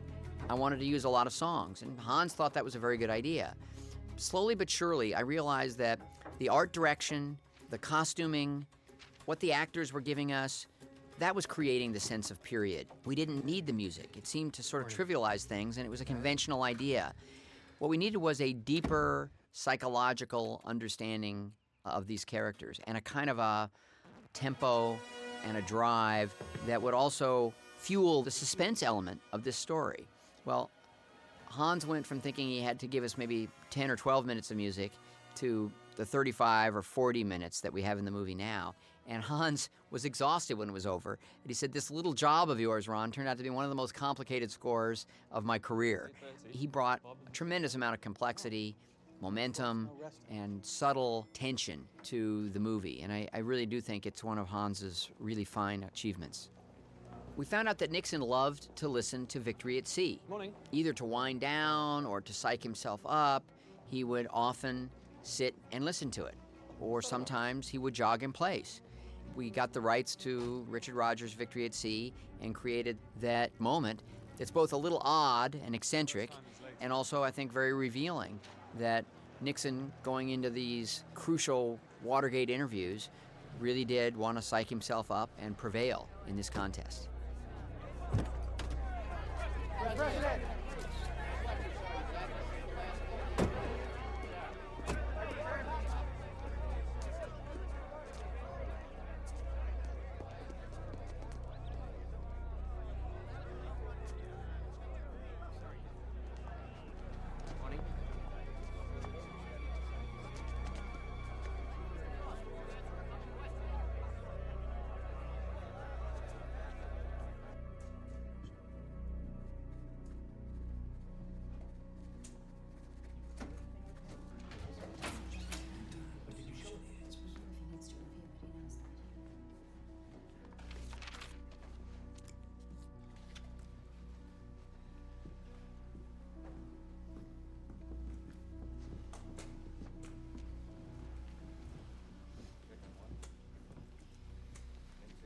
Mr. President?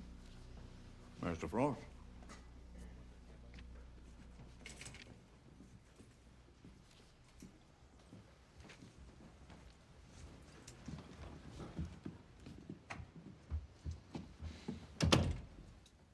"30 seconds to tape roll." We'd come to the end of our shooting schedule, and because we've been shooting in sequence, the last thing that we were going to do were the Watergate interviews. It was all going to be done in a day. The actors were prepared, the crew was very, very tired, but we were all intently focused on doing our best work in support of the climax of the movie. What phone call? Phone call to my hotel room. David, starting on camera 3 in 4, 3, 2, and...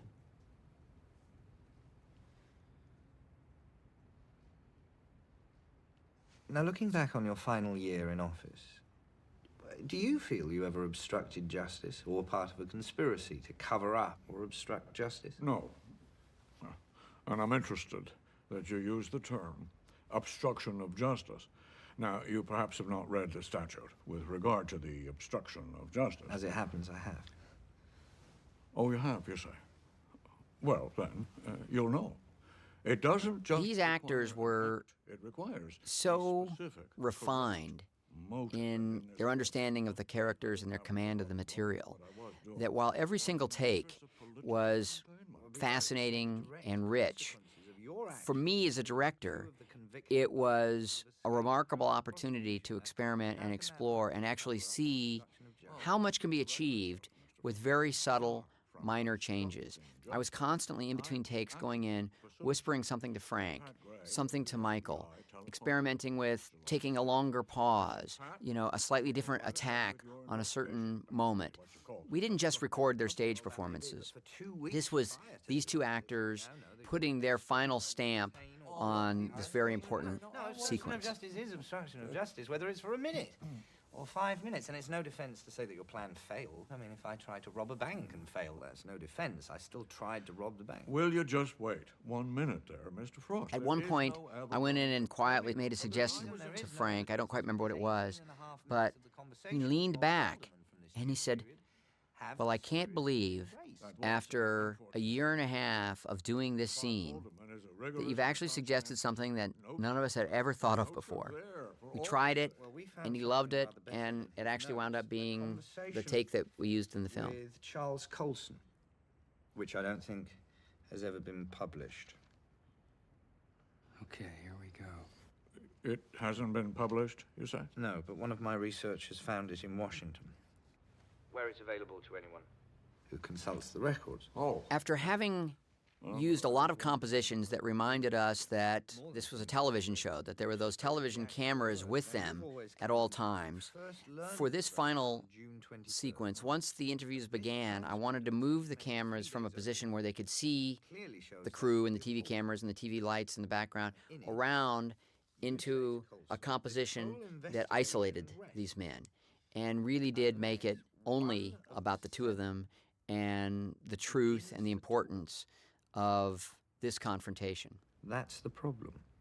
Well, what do we mean when we say one of the seven beginning to talk? They're moving on to a conversation you had with John Dean on March 21st the following year. In one transcript alone, there in black and white, I picked out, and these are your words. 1, you could get $1 million and you could get it in cash. I know where it could be gotten. 2, your major guy to keep under control. When you're working with a cinematographer as creative as Salvatore Totino, it's very, very exciting, and he and I have collaborated on a number of films. Here's an example of a composition. It's supposed to be an over-the-shoulder, past Frank Langella to Michael Sheen. He's going through the list of quotes. It's a devastating moment for Nixon. Frank turned to his left in one take, and Salvatore intuitively, who was operating the camera, racked the focus to Frank.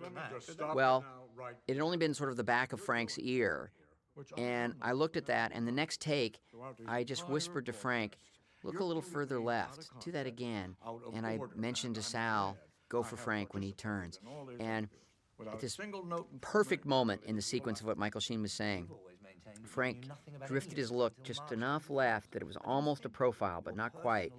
Sal threw the focus, and it was a very, I thought, revealing moment as Nixon was beginning to drift into a deeper sense that he was not going to be able to escape this, that he was going to have to confront this in some way. He was not going to be able to dance and talk his way around the seriousness and the truth of what he had done, what his administration had done. We went from that image to an image of a video close-up of Nixon in the foreground, and the combination of those I thought was very revealing from a psychological standpoint. You subsequently found out about it. Why didn't you call the police and have them arrested? Isn't that just a cover-up of another kind? Well, maybe I should have done that. Maybe I should have just called the feds into my office and said, hey, there's the two men. Haul them down to the dock, fingerprint them, and then throw them in the can. I'm not made that way. These men, Haldeman, Ehrlichman, I knew their families. I knew them since they were just kids. Oh, yeah, but you know, politically, the pressure on me to let them go, that became overwhelming. So I did it. I cut off one arm, then I cut off the other, and I'm not a good butcher. And I have always maintained what they were doing, what we were all doing, was not criminal. Look, when you're in office, you gotta do a lot of things sometimes that are not always, in the strictest sense of the law, legal. But you do them because they're in the greater interests of the nation. Right, wait, just so I understand correctly. Are you really saying that in certain situations, the president can decide whether it's in the best interests of the nation and then do something illegal? I'm saying that when the president does it, that means it's not illegal. This is one of the editorial choices that Peter Morgan did that was extremely artful, a kind of creative license, although it comes from the transcripts. This moment where Nixon says, if the president does it, it's not illegal, is something that actually was said in a different interview. I remember talking to people from his staff who just winced when he said that. It had been an important moment in the interviews. Peter Morgan felt like it was so rich and so significant that it had to be used somewhere, but you couldn't build an entire scene around it. So then he had the idea, when he was writing the play, to actually use it and build it into this climactic Watergate conversation. Well, it worked beautifully. Not 100% accurate, but yet it continues to, I think, reflect the important ideas of the interviews in a very dramatic way. Okay, let's take a break there. What the fuck is going on? Shh, quiet, cut it. Excuse me? Shut it down now. That's not my call. You're gonna have to talk to the director. He's in that truck out there. Get him in here. Listen, we have an issue in here. Jack, what are you doing? Yeah. A break? Change the tape. David, can I talk to you for a minute, please? This argument is improvised, and I had the idea of everyone in the room going crazy, everyone's talking over one another, and yet what you have is Frost, who's beginning to realize that there's a possibility that he's going to achieve his goal.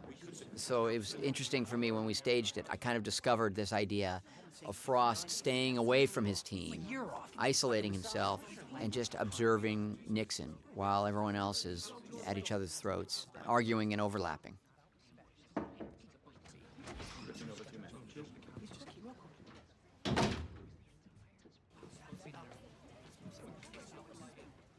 What'd you do? Throw in the towel, Jack. Did you take pity on me? Sir, I just felt that if you were going to make some kind of emotional disclosure, that we should just take a moment to... Everyone who I interviewed who had worked for Nixon I just want to impress... maintains a deep, abiding respect for the man, for his intellect, for his work ethic, for his political vision. They acknowledge the character defects that brought him down and hurt the country, and they acknowledge it with a kind of a sadness. But that respect and admiration remains. Very important to me to reflect that in the movie. And Kevin Bacon and I spent a fair amount of time talking about that, and this scene was another real opportunity for Kevin to express that feeling and yet do it with intelligence and strength and honesty. I appreciate the gesture.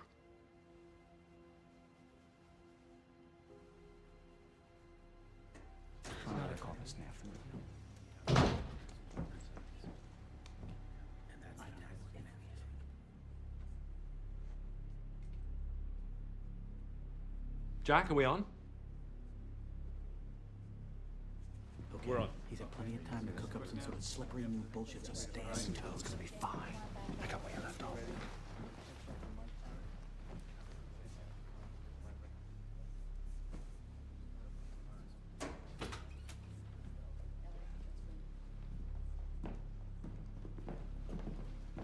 I think everyone involved with the making of the movie understood, particularly when we were shooting these scenes, that this was a sort of a unique experience. There was something about the performances that Michael Sheen and Frank Langella were creating, the truth, the history of this moment, the power of what had been achieved through the actual interviews, and the dramatic potency of what Peter Morgan had written, that I think we all felt, and frankly were really thrilled, exhilarated by. There was never a whisper during any take. There was never anything but people by monitors wanting to watch every second of every take. I think all of us realized that there were just a number of moments in this movie that had a chance to be really memorable, really remarkable. And this scene was one of those. Would you go further? And mistakes, the word that seems not enough for people to understand. Well, what word would you express?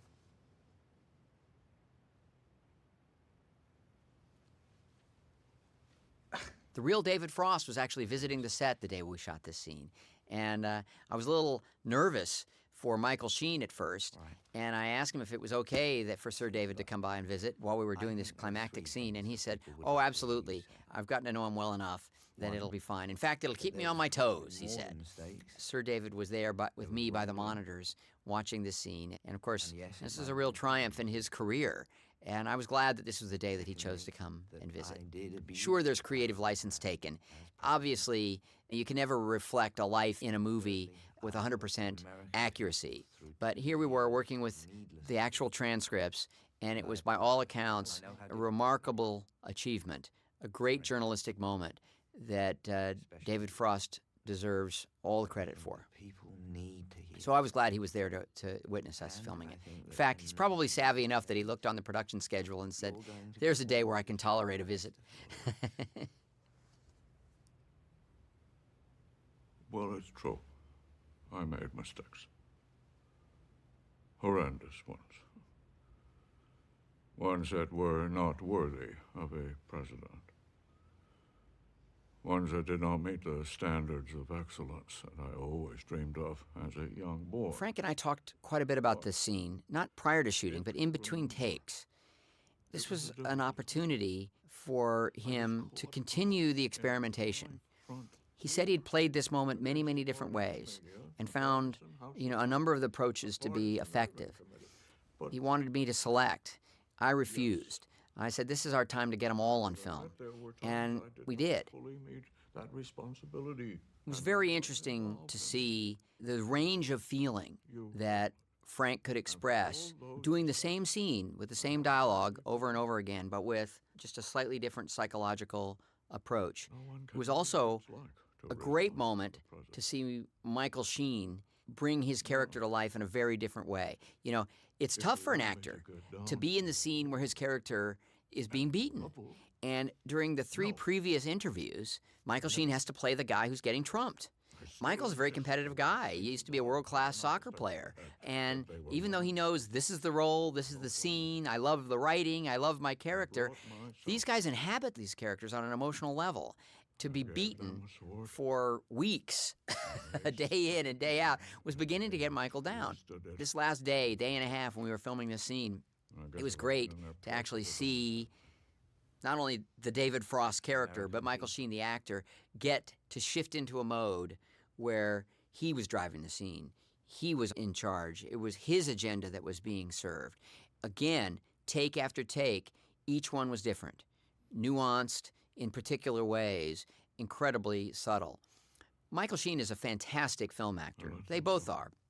But with a character like David Frost, who could so easily be kind of superficial and witty and funny and bouncy, to be able to be that and yet always let you understand what the undercurrent is, what is going on behind the mask that he's presenting to the world, is something that is exciting to watch. And I think he was excited to work on the movie version of this story and his character.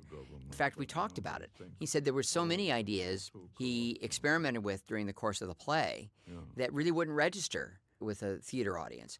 He trusted that our cameras could explore and capture, and he was right. Great stage actor, tremendous film actor. Well, I'd love to work with either of these gentlemen again if I had a chance. Burden with me for the rest of my life.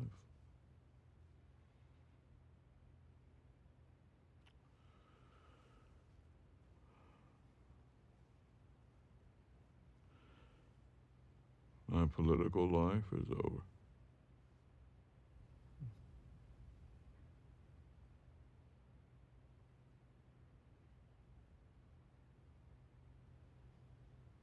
This, of course, is the close-up that the story is really built around.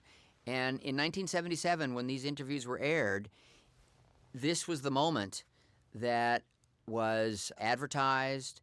These were the images of Nixon that was seen in the newspapers, and Peter Morgan writes about it. It has the Sam Rockwell character, Jim Reston, talking about that close-up. And in the play, they used the close-up on all those banks of monitors that were above the actors' heads, and it was both theatrical and it was also visual and cinematic. Why Bob Zelnick was quite as euphoric as he was after the interviews. Or why John Burt. I tried to keep the camera moving a lot during the course of the movie and do a lot of intercutting to try to sort of create a pulse, a tempo, a range of perspectives, and a sort of a visual energy. But If it had succeeded, when we came to that close-up, that's when I decided to allow the camera to just move in ever so gradually, be as still as it could be, and stay there without intercuts, as long as the moment could hold, and just observe Nixon's face. That moment, that close-up, had been very important to me back in 1977 when I saw what I thought was an indication of the truth that Nixon had abused power. Nixon had known and had covered up. Justice had been done. He had needed to resign. It was extremely important to me then, and important at the moment, carry that kind of weight and power as it had in the play in our movie. There was another bit of research, something that I found. I bumped into an article, I think it was Time or Newsweek, that after those Watergate interviews, Nixon had walked out of the house and had wandered over to this lady who'd had this dachshund. And she'd often been in the crowd waiting to wave to the president. And he came out of the Smith house, walked over, pet the dog, and asked, "Is this what they call a dachshund?" And it was there in the article. I told Peter Morgan about it. He jumped on it. It's visual. It says so much about Nixon as a man. To me, it was like the old heavyweight boxer, that veteran. He's knocked out on his feet. He's leaning up against the ropes, still throwing punches. Here you have Nixon knowing that he's just been defeated. He's just made an admission that he didn't want to make. And yet he's still the politician. I think if there'd been a baby, he would have kissed the baby. There was a dog, so he decided to pet the dog.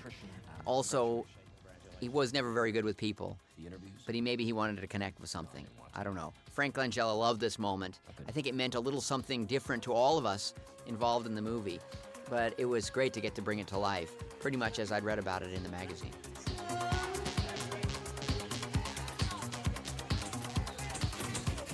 I believe David saw the former president just one more time. Before he left California for London again, he drove down to San Clemente to say goodbye.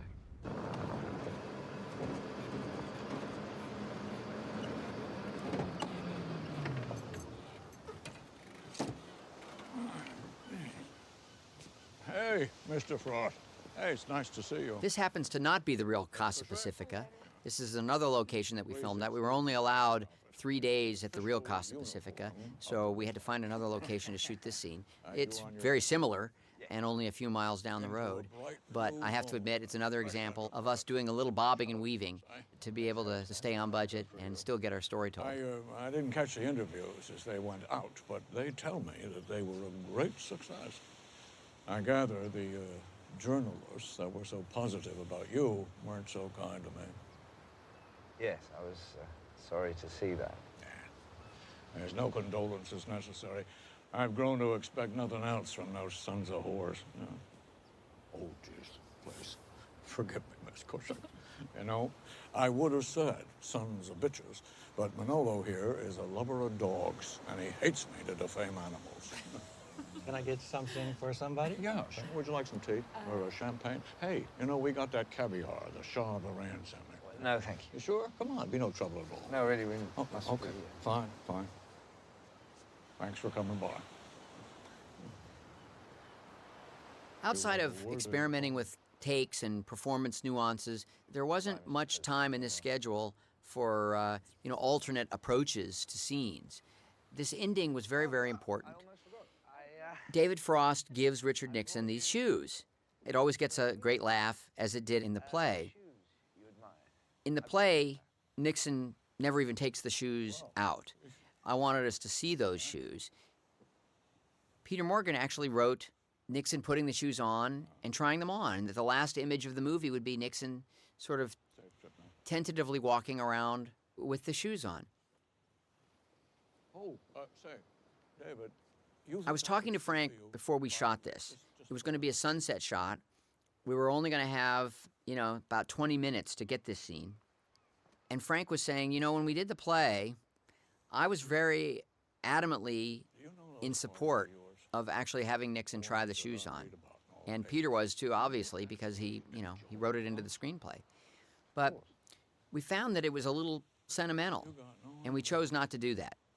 I'm glad we're doing it for the movie. I believe in the idea. But it started my wheels turning, and I thought, maybe we better try to shoot an alternate. But we only had this sort of 20 minutes to do all of this. So once again, we had our 2 cameras. We had about an hour to set up. And instead of just doing 1 or 2 camera positions, I organized 5 different camera positions. And I basically said to Frank, this is going to be like a 2-minute drill. Do you know what the 2-minute drill is in football?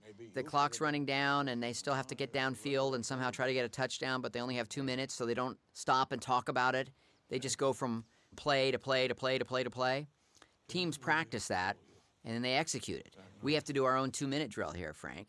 So we rehearsed a lot of different moves, a lot of different camera positions, and in this period of like 20, 25 minutes while the light was right, we wound up shooting 3 different versions of the shoes. Ironically, the version that we have in now is still enhanced by computer-generated imagery. And here's what we did. We shot a lot of different versions, but ultimately, we didn't shoot the version I found I really needed, because when I showed the movie to test audiences, and he wore the shoes and walked around in them, audiences loved it. But they loved it for the wrong reason. They kept saying, I like the fact that Nixon seemed to change. That's a false message.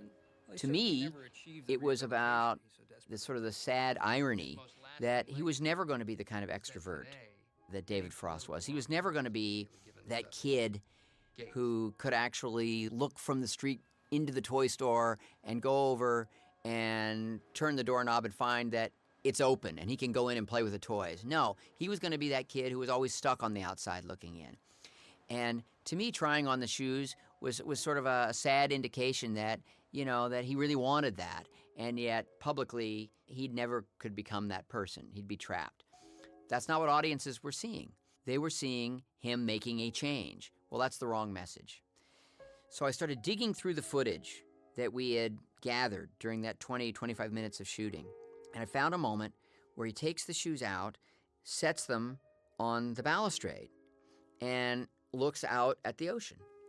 The wide shot did not have the shoes on the balustrade. That had only happened in one improvised close-up, where we'd gone from Nixon's face down to the shoebox and to the shoes sort of resting on the balustrade.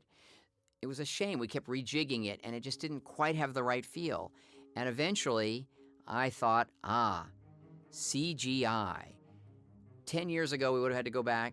Even 5 years ago, we would have had to go back and reshoot the scene. We wouldn't have been able to afford that. But now, I could go to the wide shot of Nixon alone, the image that I wanted to be the last in the film, as opposed to him walking off wearing the shoes, and I could actually make the shot match. I could put the shoes on the balustrade. So those are little computer-generated shoes sitting on that balustrade next to Nixon, and we got the final image that I thought best reflected the spirit of the story and the place where we wanted to leave this tragic figure. I'm very proud of this film. It's the film that I happened to direct during my 50th anniversary of working in films and television. And in many ways, it was absolutely new territory for me. There were a lot of rules and principles that I'd always followed that I broke in making this film. There was a kind of measure of spontaneity and ingenuity that was really invigorating and exciting for me. But it also falls back on the things that I've really tried to build my entire career around. Story, character-driven scenes, and interesting characters and great acting opportunities. Day after day, scene after scene, that's what I had the opportunity to do with Frost Nixon. It's so rare to get a story that is this original, that surprises audiences in the way that this story does, and acting opportunities not only for Frank and Michael playing Nixon and Frost, but also for the supporting cast as well. It was a sprint, but a joyous sprint. Thank you for listening.